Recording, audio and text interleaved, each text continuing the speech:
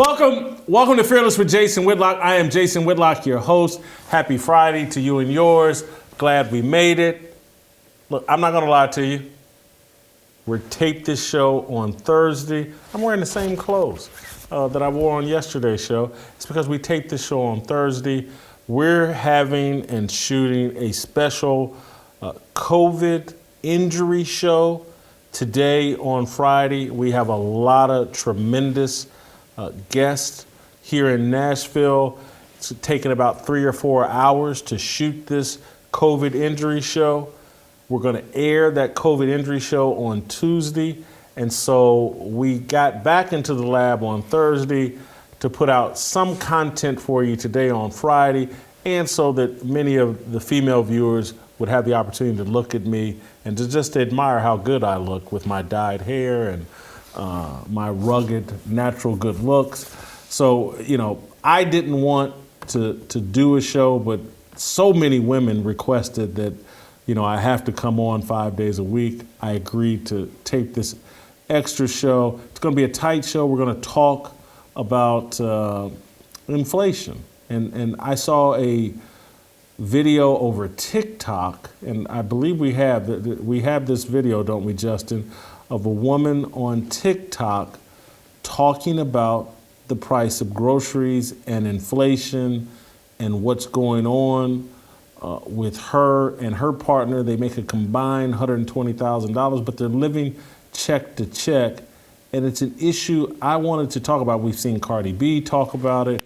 We've seen a lot of people talk about it. But I want to first play the video of the woman on TikTok kind of encapsulating, I think, what's going on with a lot of people around America. Y'all, tell me why.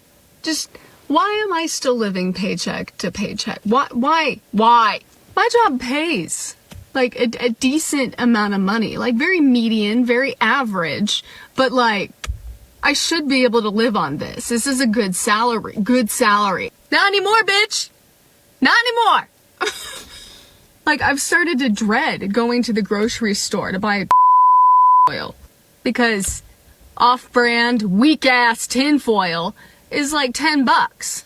I saw an 18-pack of eggs for $13. I walked in to the Walmart like a few days ago. I bought standard necessities, Ziploc bags, tinfoil, eggs, some pasta because I can't eat the real stuff and that has good protein in it, a singular pound of ground beef, milk, eggs, cheese. Tell me why I walked out of there having spent $70. 70. My partner and I make $120,000 combined. $120,000. That's good. That should be okay. Like, we should be set. Took a lot of work and effort and resume building and all the good stuff to get here. Why are we both living paycheck to paycheck? This is not sustainable. How are people going to find a place to live? How are we supposed to continue to eat? Like, forget about me because we're still living. We're kind of making it. Like, it's not as horrible as it could be. But what about these young kids trying to start a life, trying to get out of their parents' house and be independent adults, and they can't. They can't. I saw this video over Twitter, and it struck me and hit me because I would say a month, 2 months ago, I tweeted out about egg prices, the price of eggs. I just, in all transparency, I've lived in a fantasy financial land for 25 years. And so I don't pay attention to the price of things. But things are getting so out of hand that I am noticing things. And so I shop for groceries over Instacart.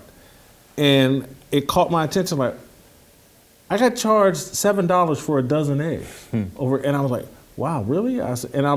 Because I don't pay attention, I was like, maybe eggs have always been this expensive. So I went to Google and said, maybe I've been paying $7. Went to Google and found out, no. 2 years ago, eggs were $1.50 for a dozen, or $2 for a dozen on the high end.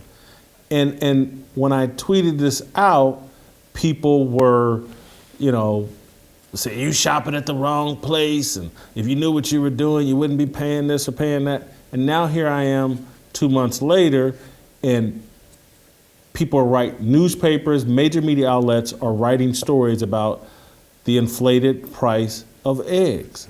And everything is up. And so, and Cardi B has talked about this, and she caught some heat about a week ago, 10 days ago, for tweeting and talking about inflated grocery store prices, and she went out and put out an explanation. And you could sit there and say, well, what do wealthy people care? Yeah, blah, blah. And it's because it does. Cardi B's in her explanation didn't say this, but when you're helping out other people in your family because they're not as financially blessed as you, these inflated prices affect you as well. And you have to start thinking about them. And like, if grocery store prices have doubled and everything else has escalated, doubled or tripled, and everything else is doubled or tripled, and your retirement income hasn't, or your job hasn't at the same level, people are really getting hurt and damaged by this. And then I went to the next level, and I'm gonna bring TJ, Moe, and Shemeka into the conversation. It took me to the point where I'm like, this is what I was trying to explain to people about the 2020 election and Joe Biden versus Donald Trump. No one that I know thinks Donald Trump is some super great person, some Bible thumper, some perfect no one. I don't know anybody that thinks that. I know many people, though, that think his policies were superior to what the Democrats were planning, and the Democrats made it crystal clear under Joe Biden, Elizabeth Warren, Janet Yellen, all these people made it crystal clear they were going to go with the modern monetary theory. And in 2020, I started explaining to family and friends the modern monetary theory that they were adopting and was going to become pervasive if the Democrats took if they took the White House. The modern monetary theory believes you can print, the federal government can print as much money as it wants, and there are no consequences to that. And anybody with a brain was like, well, that's going to cause inflation. It's going to benefit the rich. They're going to put so much money into circulation, and they're going to pass that money around the little club of elite rich people, and prices would skyrocket, and the people at the top of the food chain, their salaries would skyrocket. Athletes, any entertainers, that's why they're all getting paid. There's so much money poured into, and television ratings won't matter in professional sports because there's so much money out there in circulation that there will be no consequences for bad business practices, bad policies or anything. They just circulate the money amongst themselves, and people would get rich in the stock market while the everyday working person would pay the consequences of the modern monetary theory, the printing of all this money. And that's exactly what's happening right now. You can't afford to go to the groceries because they've printed so much money and escalated the prices of everything while your salary, your income has not escalated at the same rate. There are consequences to racial idolatry, gender idolatry, sexual preference idolatry, all these things that the left has sold you, and all these conservatives and Donald Trump, they're all racist and they hate, and so vote for Joe Biden. And so you vote in all these leftist Democrats that have policies and theories that are destroying you. And you do it under the pretense of, well, if Donald Trump was in office, he don't like black people, and he don't like women or whatever. And so, well, this is paying $7 for eggs is better than having an orange president who puts out mean tweets. These are the consequences. How do you like paying these consequences for your uninformed, short-sighted, illogical decisions? Not here to make you comfortable. I'm here to put the truth in front of your face. I live and have lived for 25, maybe even 30 years, I can't do the math anymore, in a financial fantasy land. I'm single and I've made a lot of money. This doesn't impact me. It impacts you, and that's why I'm talking about it, because the world isn't about me. I'm fine. I don't have kids. If I starve to death, who cares? But you, with families, kids to raise and develop, you should care. This is ridiculous what's going on. This woman and her partner, it doesn't sound like she got any kids, they're making $120,000 a year. They should live comfortably within their means. But if I'm paying $7 and literally it's like, I'm like, man, the stuff I used to buy on Instacart that would cost me $90 is now costing me $200. Doesn't have real consequences for me, but for others, it'll have real consequences. TJ, I'm sure, and you're doing well, you're in the real estate deal, but you got kids, another kid on the way, you got a wife. Y'all see and experience this, am I correct? No question. I think, well, that girl's video was still ridiculous. $120,000 still goes a long way, depending on, she's going paycheck to paycheck with just two people. She didn't talk about having kids and all that. Dave Ramsey lives up the street here in Nashville. They need to go see Dave Ramsey and figure out how to budget. But her overall point of this inflation being crazy is right on. I have a very basic understanding of modern monetary policy. That was what I was pulling up here. The idea is that government debt means nothing, and that they don't even think it matters to keep track of our national debt, because the countries like the United States can sustain so much greater deficit than we have. It's just not a concern. They point to places like Japan. They say Japan's got all this national debt and our credit is good enough. So they say actually a small deficit or surplus can be harmful and cause a recession, because deficit spending is what helps people with their savings, right? And so it's a very weird setup. The traditional look of money is you got to tax people in order to pay for stuff, for like infrastructure and such. And if you don't have that money, then you have to sell bonds in order to get that money. And you should never be operating at a deficit. We're so far past that at this point. We talk about Donald Trump, who I was a big fan of, voted for him twice, but also he lived like an ultra rich guy and a real estate guy who leverages everything. We were at $19 trillion in debt in 2016 when he took office.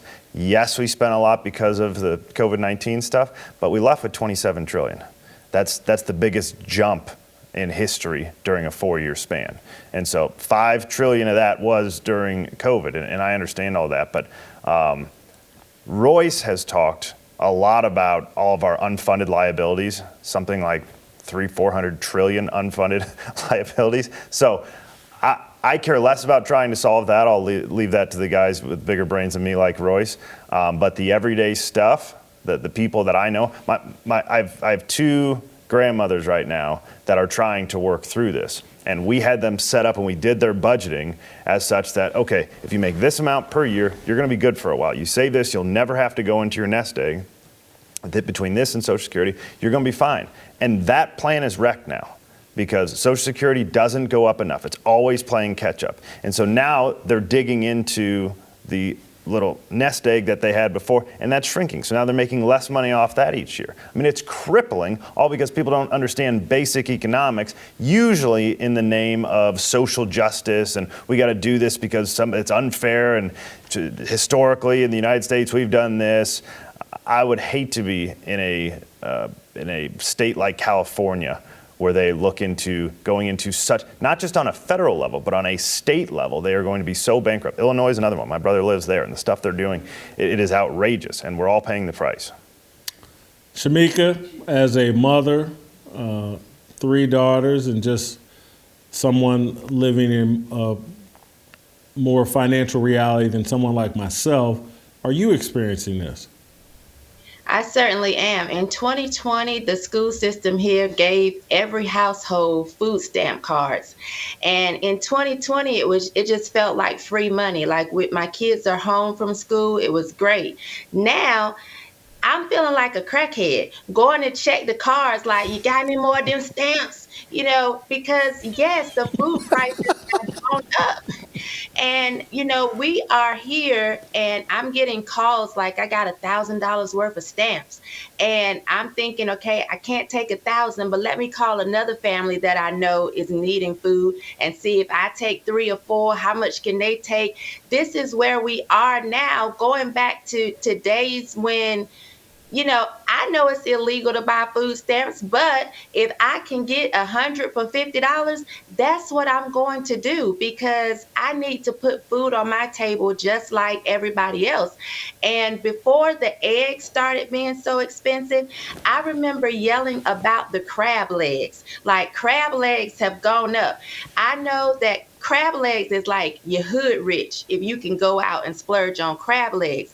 You used to see Asians coming over and they had the nail shops and then the beauty supply stores and then the Chinese restaurants in the hood. Now they're setting up, they have all of these, crab places where you can go and get a crab boil. This is what they're doing because they know Black people, we love us a good crab boil. Go put on our little apron, the gloves on. Crab legs have gone up almost double. So I know that people like myself and just people, middle income or just regular folk, as I like to call them, we're feeling the crunch of the gas and the groceries. And it made me upset because there was a lady that came into my grandmother's room and said, you hear Trump is running for president again. They always assume because you're Black that they can just start, saying whatever. And I said, well, I'm a Trump supporter. And she was so shocked by that. And we started to talk about the prices and how prices were so high. And I'm like, they weren't this high under Trump. And she goes, well, I'm not worried about that. We just have to keep him out of the White House because Jesus is going to make a way for the food. Well, Jesus need to make a way for you to not be working second shift so you can be at home with your children, because right now you are here serving plates because Jesus, you struggling just like everybody else.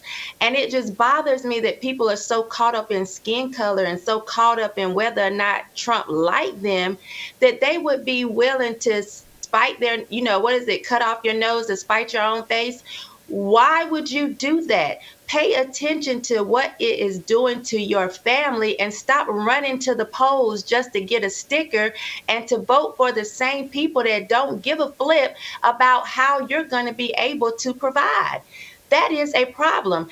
And I think a lot of times, and I've said this before, you have women that I don't think take it as seriously, because when you start to have trouble taking care of your kids, the government will give you a check. However, when men start to have trouble, the government puts them in jail. So I just think that we all have to start putting this message out here and stop lying about it. Prices are high.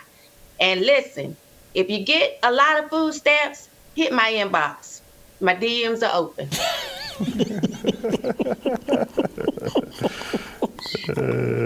Thank you, Shemeka. I got to keep it moving. I want to explain that to some of y'all that may not understand what goes on in certain communities. I don't want to color it as Black communities, but where there's a glut of food stamps, where the government has passed out so many of these EBT cards and people got $1,000, $1,500 on it. What people will do that have money, it's like, give me $300 worth of your food stamps, I'll give you $150.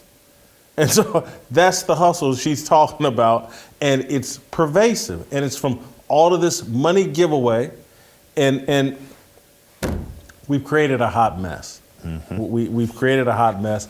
I'm going to tell you one simple way that you can help clean up the mess. Perhaps you should get a Patriot mobile phone. Offers for free iPhones are usually too good to be true. just like freedom itself. Nothing is free. Mobile phone companies not only lock you into long-term contracts, but they also build the price of the phone into your bill with the hidden fees. With Patriot Mobile, they can show you how to get that same iPhone interest-free without the games and no contract. Patriot Mobile is America's only Christian conservative wireless provider. They offer nationwide coverage on the best 4G and 5G networks because they use the same towers as the major carriers. So you get the same great service while supporting a company that's fighting to preserve our God-given rights and freedoms. Patriot Mobile also offers a performance guarantee. If you're not happy with your coverage, you can switch to either of the 3 major carriers they provide for free. Go to patriotmobile.com/Jason or call their 100% US-based customer service team at 972-PATRIOT. Get free activation today with the offer code JASON. If you're fed up with the woke companies that don't care about your values or our country, support a company that does. patriotmobile.com/Jason or call 972-PATRIOT. All right, stay right where you are. Royce White.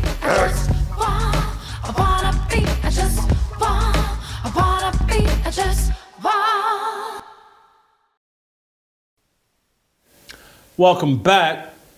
Screwed up a little bit. We're going to bring in Joy Pullmann before we get to Royce White, because I want to set up the Royce White discussion we're going to have with Joy Pullmann. She's an executive editor at the Federalist. She's an accomplished author. Her books include The Education Invasion, which is about the Common Core. She's a mother of 6 and has also authored books for children. Joy wrote something for the Federalist this week that was very interesting. Minnesota school systems seem to be on the verge of making it virtually impossible for teachers with Christian beliefs to serve as teachers in the state of Minnesota. Joy, welcome to Fearless. Thank you for taking the time. If you could unpack for our audience what's going on in the state of Minnesota as it relates to education and teachers, and who's behind this movement to basically inhibit Christian teachers from serving in the state of Minnesota. Yeah, people I talked with in the state of Minnesota say this kind of came up on them suddenly because it's, of course, happening from one of these state agencies that, very few people pay attention to. But basically an arm of the State Department of Education has been working since 2019 on these regulations that essentially require teachers in Minnesota to in their classrooms, preach critical race theory and the whole transgender ideology. They are not only required to teach this in their classrooms by these draft standards, but they are required, and I'm almost verbatim quoting here, to publicly affirm and support, these ideologies that are very clearly at odds with not only Christian Orthodox teaching, but also, of course, basically any large and old world religion, including Islam and the Jewish faith. So, teachers will be required to positively affirm, for example, that a man could turn into a woman, which is not only an affront to science, but also to human dignity, as well as people's First Amendment protected religious beliefs. So I contacted the board that is working on passing these changes. They're basically almost into place. They just have to pass one more procedural hurdle that is, very likely that it will change anything. It's just a technicality. And then, from going forward from that point in just a few months, all new teachers in Minnesota will have to profess fidelity to things that are against, their religious beliefs, again, as well as reality, science, and their faith, in order to become licensed teachers in Minnesota. You don't sound hopeful that there's any chance of stopping this. Well, there is kind of one good thing. Once these are finalized, there are civil rights groups that I talked to that are planning to immediately haul them into court. But you know how court proceedings go, right? This system may go into place while the many years of litigation proceeds. And it also sends a really frightful message, of course, in Minnesota that, Christians, Jews, and Muslims need not apply for jobs in the state's public school teaching system. The other, thing kind of factor going on here is that the state's university system is already implementing all of these sorts of same ideologies throughout their practices. The Center of the American Experiment, that's a state-based think tank in Minnesota, has kind of documented already how, even if ultimately after a many-year court battle, of course, this specific requirement for new teachers in Minnesota doesn't go into place, which, itself is an iffy proposition, even though, of course, I think they have a very strong constitutional case. This has already been in place in the teaching colleges of Minnesota, both public and private, as well as, of course, for students of every other major. So, of course, there are good people who are fighting the fight against this, as I think they should do, using their rights to have their say in court. But it is kind of a dark day in America when you have it even possible that something like this could get into place, even though it's going to be sued by those civil liberties groups. Do you have any sense of how just rank and file ordinary parents in Minnesota feel about this? Are they supportive? Is this reflective of maybe Minnesota culture that state wants this type of policy in their schools? Well, I'm actually partly laughing because I do have family who are longtime Minnesotans. And so I wouldn't say that the Minnesotans I know, and I know a good number of them as a Midwesterner, would be in support of this at all. In fact, when it did become known that this agency was working on this, parents flooded, their public comment and their meetings with negative comments, and the agency and the administrative law judge on this case basically ignored all of them and just went ahead with the program. Well, Joy, thank you so much for your reporting on this story for the Federalist, because these are the type of things that normally just go on and they get ignored and they're not brought into any type of light. So hats off to you for exposing this and bringing this to our attention. And I guess I'll ask you this. The only solution, I'm in a very cynical place. The only solution really seems to be homeschooling your kids. And what's unfortunate, I say this as a black person, is that our divorce rate and illegitimacy rate and marriage rate is so low. Homeschooling is a really difficult option for us, but that is the only solution. Well, I also do support, Christian schools, and I actually think there's a huge role, and that this is a call to action for the church, because, the Christian church is supposed to be a place where people, God says, I'll just speak as a Christian here. The Bible says that God places the solitary, within families. And so for people who do have a divorce or a single parent, sin in their past, the church is supposed to be there to come alongside them and help fill in those gaps, even though they are obviously a challenge and people should try to avoid having them, right? So this is an instance in which the church absolutely, they should have been paying attention all along and not thinking that everything is okay. If you don't hear bad, it must be okay, And so I think that's part of the quietism in the church, the going along to get along. That is part of Minnesota culture. There's this term called Minnesota nice, right? See no evil, hear no evil, and behaving like that gets you to situations like this. So, but it is not a Christian behavior to see a need from your brother and to do nothing about it. So if your church's children need good education, they should be providing that with their own funds, with their own hands and feet, whether through homeschooling co-ops, through church, through funding a private school for these kids. But children should not be left vulnerable and at the mercy of these systems if there are Christians and churches in Minnesota and foundations who do care about their welfare. Joy, thank you so much for the time. We appreciate it.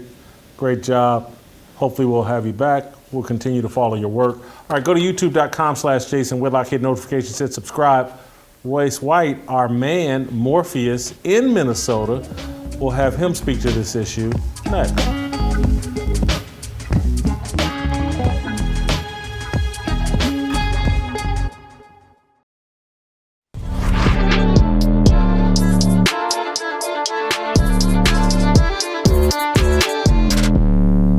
Welcome Welcome back. Let's roll out to Minneapolis. Bring in Royce White, our man in Minnesota, Morpheus, as we like to call it. I do want to warn the viewers. We started a GoFundMe for Royce earlier in the week so he could pay his heating and cooling bills in Minnesota, and he could take off the hat, the winter clothes that he normally wears on the show. We're now paying and funding for Royce to have heat in Minnesota, and so we expect him to be dressed, more casually or more properly. He can take off some of those layers of clothes. Minnesota is basically an igloo town right now, but we paid for Royce's heat, so let's see how Royce is dressed today. Royce, welcome to the show. Oh, look! Look, this man done put a suit and tie on. Stunning. Your wife laid them clothes out for you, Royce, I'm sure. I'm joking about the GoFundMe, but hey, Royce, I want to talk about the Minnesota school deal, but I do want to hear from you first. We were talking earlier in the show about the modern monetary theory and philosophy that the left, Joe Biden and his organization have adopted, and it's contributed, all this printing of money has contributed to inflation, and has prices skyrocketing, and everybody can feel it. And so my gut says that somehow the modern monetary theory relates to your narrative on the Federal Reserve. And so I'm wondering if my instincts are right, if you can connect any of those dots or have a thought about any of that.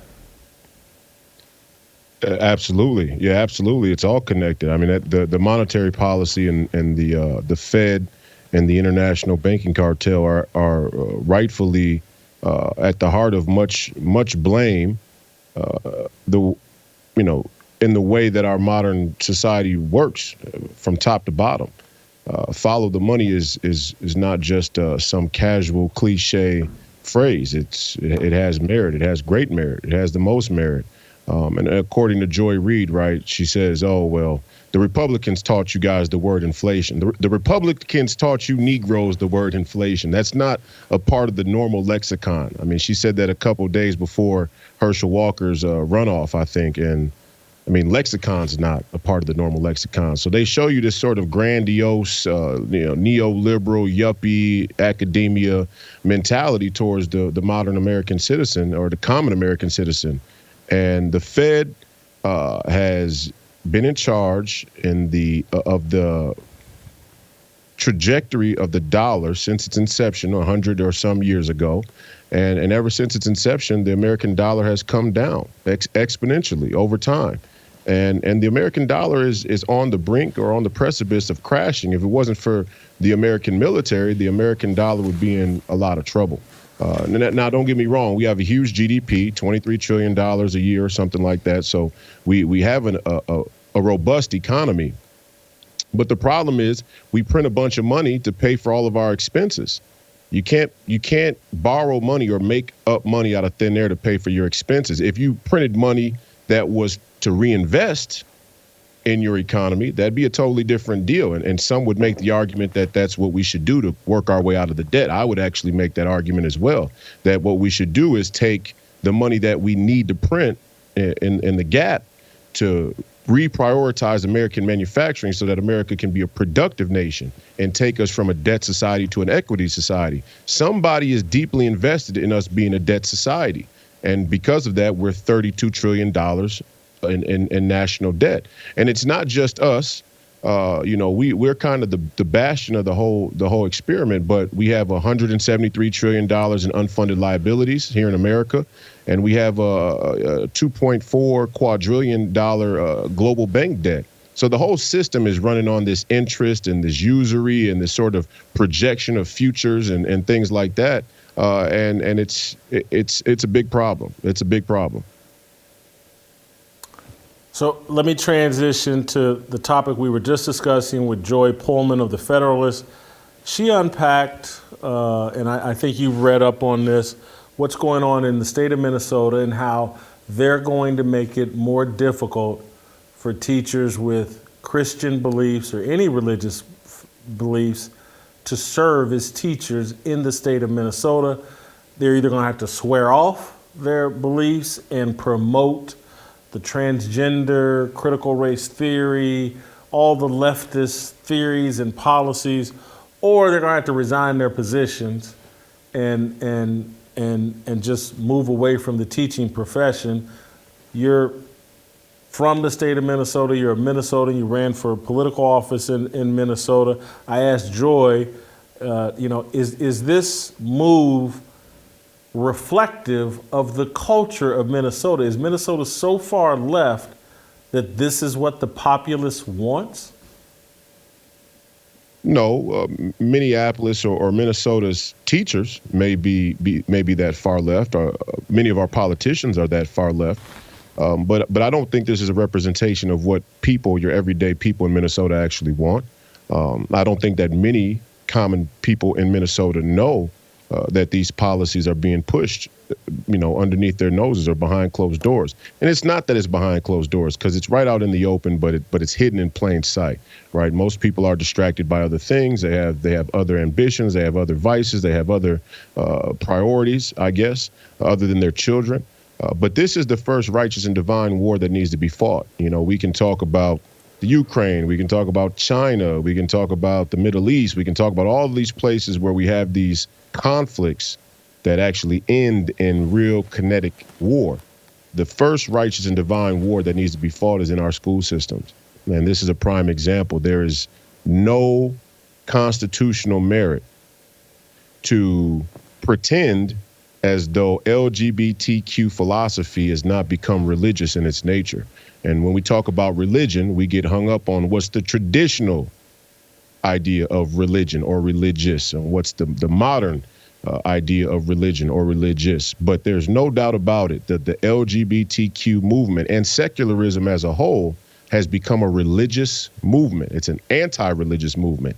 And being anti-religious is not religious. It's just different than historical religion, and that's a big problem.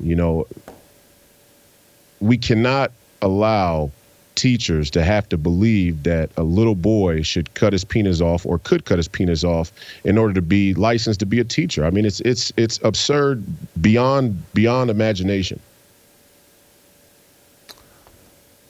I think that I like your point that what they're doing is a religion, but because of our classical understanding of religion, no one's considering it a religion. But right.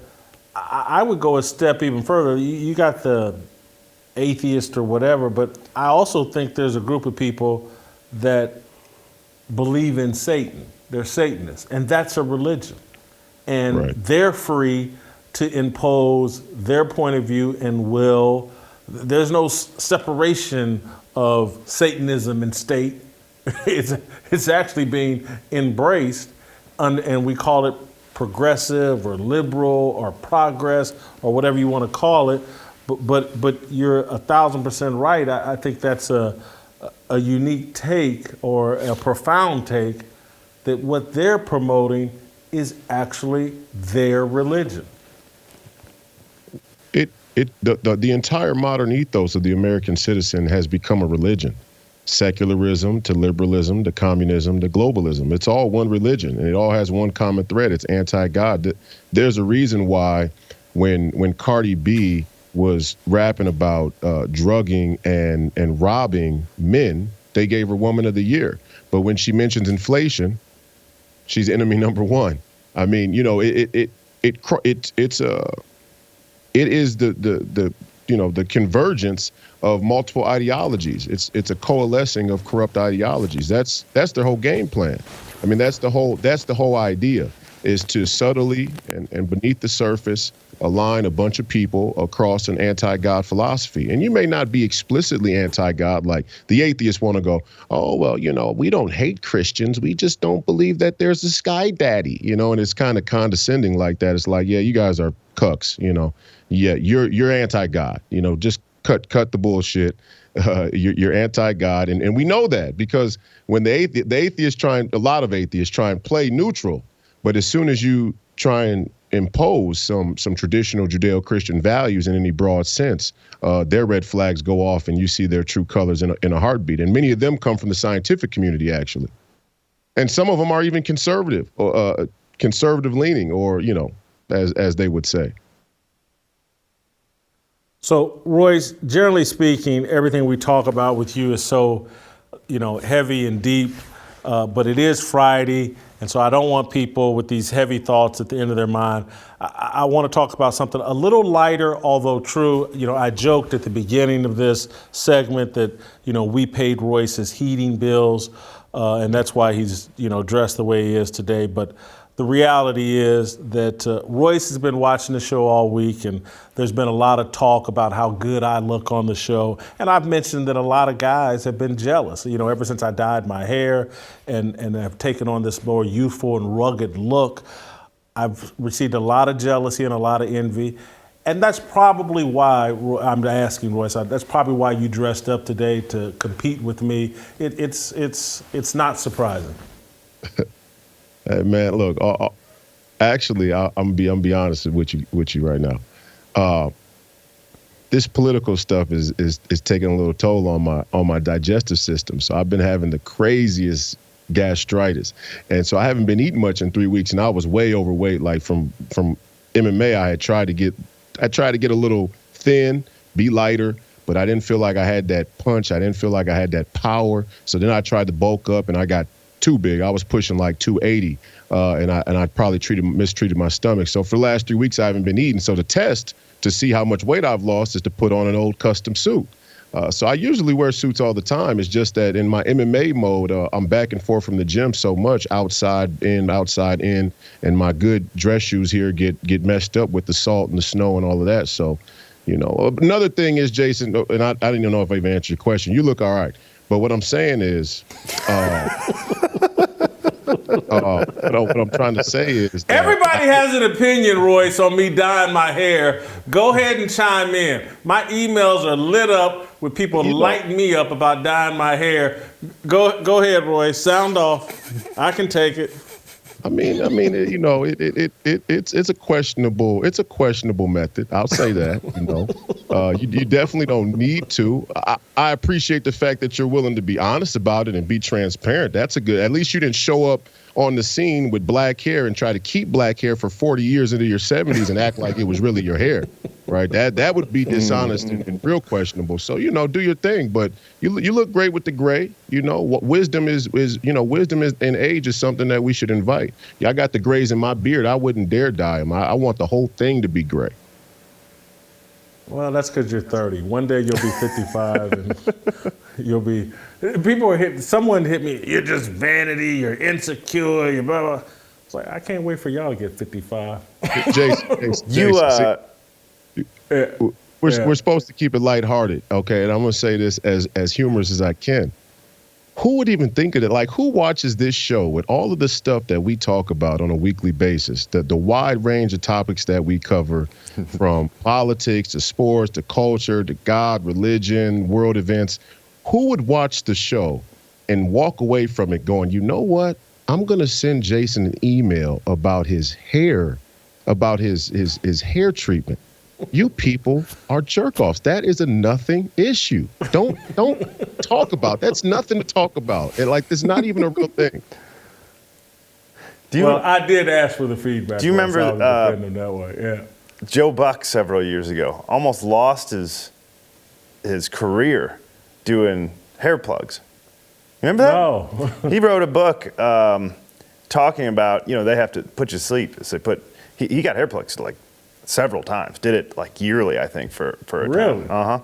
And his whole deal was, he said, I got to do it. I'm on TV. I can't be bald on TV or whatever. He's like, it was just vanity. There's a lot of bald guys on TV. But one time, when they put a tube down your throat, he's like, I couldn't talk.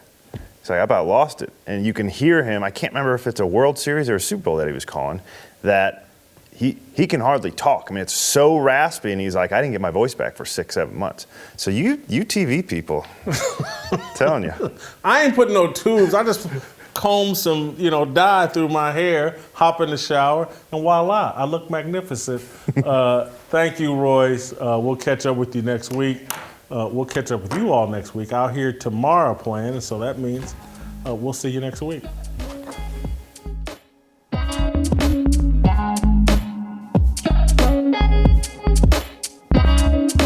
Waiting for the countdown, coming off the breakdown, standing in line for freedom. Looking for a breakout, feeling like a standoff, nothing in life like freedom. Came in like a fighter, striking like a ladder, making all these moves for freedom. I want freedom. No negotiation, my sister, no relation. We all just wanna have freedom. Sitting on the corner, never been alone. I'm breaking my back for freedom. Blessed, we are living, get back. We are receiving, all deceiving. We all wanna be free. We want